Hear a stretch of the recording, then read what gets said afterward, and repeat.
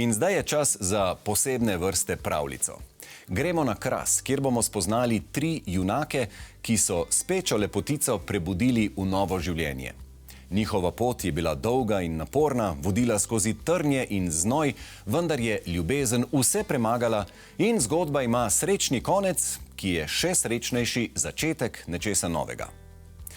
Ker pa življenje ni potica in prenova ni pravljica, smo se vseeno pozanimali, kako se taka pravljična prenova izpelje v praksi.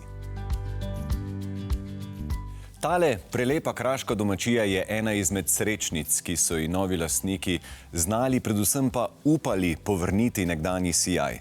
Še pred leti uspavana, poraščena z mahom, zdaj sije v novem življenju. Metka in Tomaž, pozdravljena oba dva.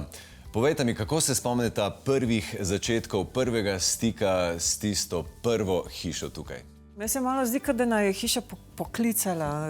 Najprej sva se odločila, da greva na Kras, sva kupila hišo v Štanjelu in potem sva iskala neko manjšo hiško, ki bi jo preuredila v apartmaje, pa da bi jaz imela še svojo delavnico.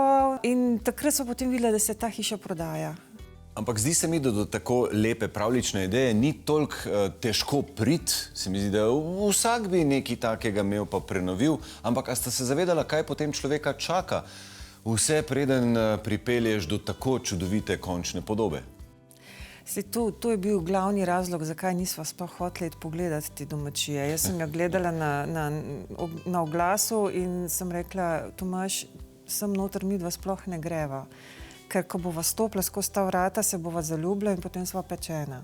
In sploh mislim, da je na 3 mesece nisva sploh šla na ogled, ker sva najprej naredila en zelo resen posloven načrt.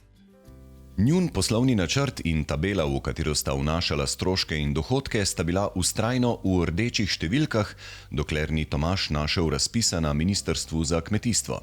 Ugotovila sta, da so razpisni pogoji primerni tudi zanje in da lahko računata na 50% sofinanciranje. S temi prihodki se je njuna kalkulacija končno izšla in padla je odločitev, da si domačijo podrobno ogledata. Čeprav je šlo za ljubezen na prvi pogled, Tomaž vendarle pripomni, da če bi vedela, kaj vse ju čaka, bi verjetno še enkrat temeljito premislila. Se ne bi odločila, ker je to bilo toliko enih težkih odločitev, premikov, mislim, pri eni stari hiši te toliko čaka enih nepredvidenih stvari. Torej sta bila dejansko pečena, ne? Tudi glede dela, ki ga je zahtevalo. Ko so sosedje hodili mimo, to sta kupila. Nisva vedela, zakaj tak smeh in privoščljivost. Ni bila privoščljiva, ampak tako, ja. Oni so bolj vedeli, kot mi dva, kaj se spuščava. Kaj se spuščava, ja.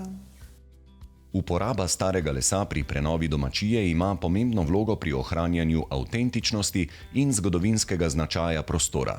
Metka in Tomaž sta se odločila, da ohranita čim več starega lesa, kjer je to mogoče, kar vključuje tako vrata kot stropne tramove in stopnišča.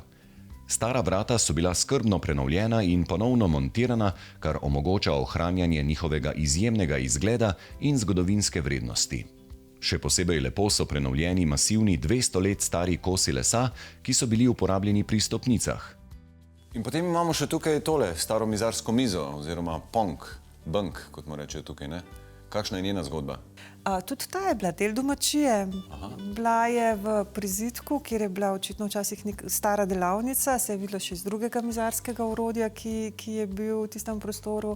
Bilo sicer vse strašno zanemarjeno, preraslo s pajčevinami, tako da se jaz skoraj nisem upala noter stopati. Ampak na celi domačiji smo našli kar nekaj zakladov, veliko starega pohištva, ki smo ga prenovili. In tudi ta ponk je bil nekaj časa v moji mizarski delavnici, ampak zdaj, bolj, ko sva ga gledala, pa sva rekla, da je tako lep, da si zasluži bolj častno mesto in sva se odločila, da ga damo v kuhinjo kot kuhinjsko mizo. Latnik zunaj, Tomaž, je bil pa vaša domena, ne? Trta je pa moja domena, prihajam s Prlekije in celo otroštvo, celo mladost, življenje nekako živim s trto. Ocenjevali smo jo nekako, da je stara 100 let in jo je bilo seveda vredno rešiti. In tako, in smo ga rešili in je potem zasijal v vsem svojem sijaju skozi to trto, ki je res začela bujno rast in tudi Latnik zdaj prenavljamo kos po kos, probamo čim bolj stari pristop ohranjati z akacijo. Kako lepo, da ima vsak svojo strast. In ko smo pri vaši strasti, Metka, do unikatnih kosov, ki tako lepo se vklapljajo v ta ambient, pa res ni bilo daleč, ne? Zdaj že 10 let izdelujem na Stružnici sklede in pa zadnje čase tudi luči, senčila za luči in mislim, da je zgodba te domačije taka, da naravni materiali, ki so uporabljeni, se v bistvu krasno dopolnjujejo s temi mojimi izdelki. Tako da ni bilo sploh dvoma, da se je treba vzeti čas in za luči v sobah, v kuhinjah in tako naprej izbrati samo še ta prav les in iti na Stružnico in jih izdelati. Uporaba starega lesa v prenovah ni samo estetska odločitev, ampak prinaša tudi številne prednosti za zdravje in dobro počutje. Za razliko od nekaterih sodobnih materialov, ki lahko vsebujejo škodljive kemikalije, kot so formaldehid ali druge hlapljive organske spojine, star les ne vsebuje takih snovi, kar še dodatno prispeva k boljšemu zdravju uporabnikov. Poleg tega uporaba obnovljenega lesa prispeva k ohranjanju našega kulturnega bogastva, kar še dodatno poglobi vrednost prenovljenega prostora. Metka in Tomaž povesta tudi, da je pri tako zahtevnem in obsežnem projektu pomembno imeti dobrega arhitekta, ki te vodi skozi vse možne prepreke.